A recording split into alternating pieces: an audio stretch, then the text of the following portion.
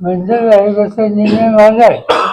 आज ओबीसीला हा जो निर्णय चालतो त्याच्यामध्ये मंडल आयोगाची मान्यता ही देशातल्या अनेक राज्यांनी केली.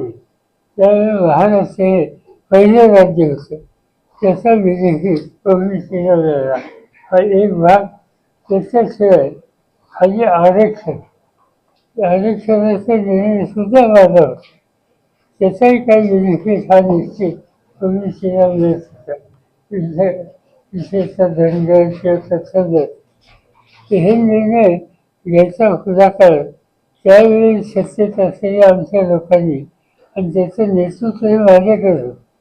त्या काळात हे सगळे निर्णय घेतले. त्यामुळे ओबीसीच्या मनात आम्हा लोकांच्याकडे काही वेगळी भावना असावी असं जर कोणाला वाटत असेल तर ते आमच्या मनात होतच नाही.